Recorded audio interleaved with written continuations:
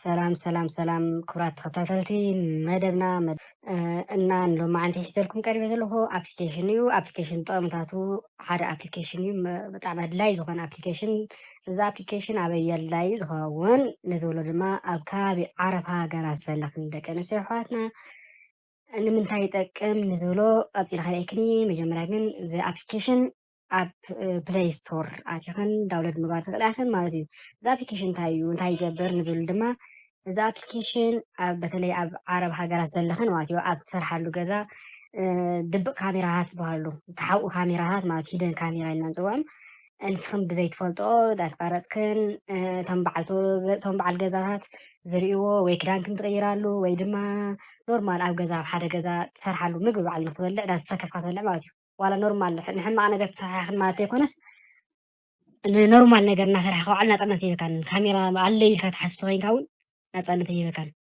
ስለዚ ከመይ ጌርናስ ኣለለ ይብሉን ሕዚ ንድቅሰሉ ወይ ንሰርሐሉ ክሽነ ይኸውን ይኽእል ኖርማል ንድቅሰሉ ክኸውን ይኽእል ሻወር ምናምን ክኸውን ይኽእል ኣለዶ ካሜራ የለን ኢልና ሕዚ ብምንታይ ቸክ ንገብር ዝብል እዩ። ሓደ ኣፕሊኬሽን ኣለ ንሱ ቸክ ገብረልና ዝኽእል ማለት እዩ። እቶም ተደበቑ ካሜራታት ዝበሃሉ ብጣዕሚ ንእሻት እዮም። ንዓይንና ዘይክሪኦም ንኽእል ኢና እውን ምስቲ ዘለ ንብረት ተመሳሲሎም መፁ።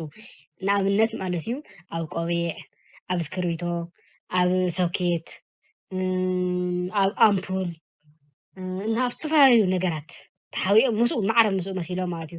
ዋላ እስክርቢቶ ኮይኑ እናረኣናዮ ተቐሚጡ እስክርቢቶ ይመስለና ንሕና ምንም ኣይመስለናን። ዝኾነ ካሊእ ነገር ክንገብር ንኽእል ኢና ማለት እዩ። ዋላ ኖርማል ሕማቕ ነገር ይኹን ኖርማል ክኸውን ይኽእል እዩ እቲ ንገብሮ ግን ኣብ ኣምፑል ክኸውን ይኽእል እዩ።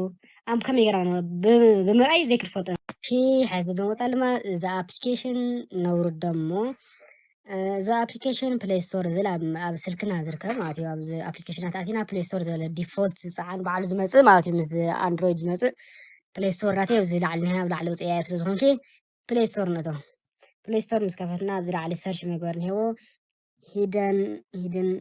ሂድን ካሜራ ዲቴክተር ትብል እኒሃ ኣብዚ ሰርች ንገብራ እዚኣ ኢንስታል ንብላ ኣነ እኳ ኢንስታል ገይረያ ስለ ዝኾንኩ ኦፕን ክላ ንስኹም ግን እዛ 1,000,000 ዳውንሎድ ዝኒሄዋ ኣፕሊኬሽን እያ ኦፕን እስኹም ኢንስታል ጌርኩም ኦፕን ትብልዋ።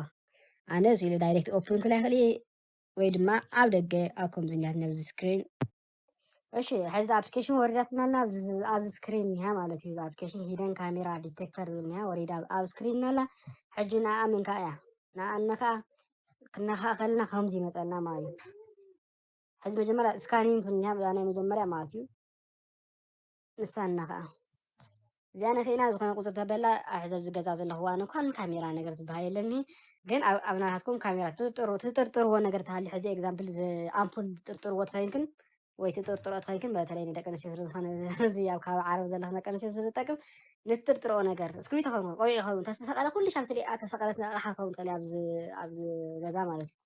ትጥርጥር ኣትኮይንክን ካሜራ ትኸውን እያ ኢልክን ተሓስብ ኣትኮይንክን ብዙሕ ዓይነት ካሜራ ኣለ ካሊእ ግዜ ከቕርበልኩም ይኽእል እየ።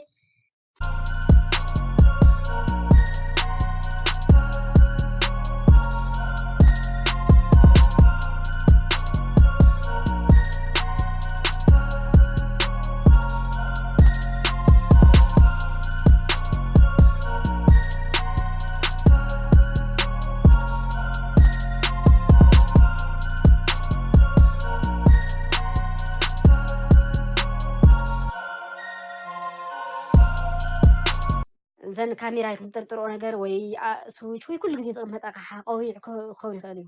ናብኡ ከባቢ ከይድክን ከምዚ ተንቀሳቕስኦ ዝኾነ ቆፃፅር ኣለ ይርአየኩም ኣለ ሕዚ ምንም ዓይነት ታሽሙ ስለዘይረኸበ እዩ ክረክብ ከለ ብቐይሕ እዩ ዘብርህ ጭጭጭ ኢሉ ኣብዚ ከባቢ ዝኾነ ነገር እኒሄ ኣቕሪብክን ትሪኦ ከለኹን ኣብኡ ካሜራ ትረኸባኽን ማለት እዩ። እዛ ካልእት እኒኣ ከዓ ዲቴክት ኢንፍራሬድ ካሜራ ዝኒኣ እውን ብኣውን ቸክ ምግባር ትኽእል ኣይኽን ንሳ ኢንፍራሬድ ዝኾኑ ካሜራ ላይት ተወሰነ ላይት ዘለዎም ብላይት ካሜራ ዘልዕሉ ኣለዉ እዮም ብለይቲ ወይ ብናምን ኢንፍራሬድ ተጠቒሞም ማለት እዩ ብእውን ቸክ ምግባር ትኽእል ኣይኽን። ሳልሰይቲ እኒኣ ቲፕስ ኤንድ ትሪክስ እኒኣ ኣብኣ ድማ ዝተፈላለዩ ነገር ኣለ ዝጠቅም ብእንግሊዝኛ ተፃሒፉ ኣብ ቤድሩምና ኣብ ከመይ ከመይ ዝበሉ ቦታታት ካሜራ ክርከብ ይኽእል ኣብ ባዝሩም ኣብ ቼንጂንግ ሩም ኣውትሳይድ ምናምን ዝብሉ ኣብኦም ከ ኣብ ውሽጦም ንኣተኽን ሕዚ ቤድሩም ዝኒሄ ኔክስት ኢልክን ኣብዚ እኒኦ ሕዚ ስሞክ ዲቴክተር ዝኒሄ ኤር ኮንዲሽነር ኣብ ቴሌቭዥን ኣብ ናይት ላምፕ ናብ ካልኦት ቦታታት ኣብ ብዙሕ ቦታታት ክርከብ ይኽእል እዩ ኣብኡ ኣለዉ ኣብ ካልኦት እውን ኣብዞም ባዝሩም ሕዚ ኣብ ባዝሩም እውን ኣብ ከምዚኦም ነገራት ዋተር ሂተር ምናምን ኣብዚኦም ክርከቡ ኣብ ሚረራት መስዋት ዋላ እዚኦም ተተንብኦም እንግሊዝኛ ተብላ ኮይኑ ወይ ኣንብኦም እዚኦም ይጠቕሙክን እዩ ኢለ ይሓስብ باي باي أوقات على ما خالي زولت أبليكيشن حزل كن قرب تصفي قبر نخلهم مالتيو زنو ما عن زغركو مزحتيو ندك نسينا كعرب زل خن سلتكم مالتيو استي تشجورنا أنا بلندي أو جزا كاميرا تسقى كاميرا وهي هيدن كاميرا سيدي ولا تشجوري خالكون تا أبليكيشن مرو انتنوري يو خم يزبل تشك تجورنا أسايت عليكم لحد تصفى علي تصفي قبر ودحنكم سبسكرايب مقارما نازي channel جماريو عماويل ويكعنا بيتسب نكون ودحنكم باي باي أقصالي بخالي صبوا بروجرام حزركم قرية تشاو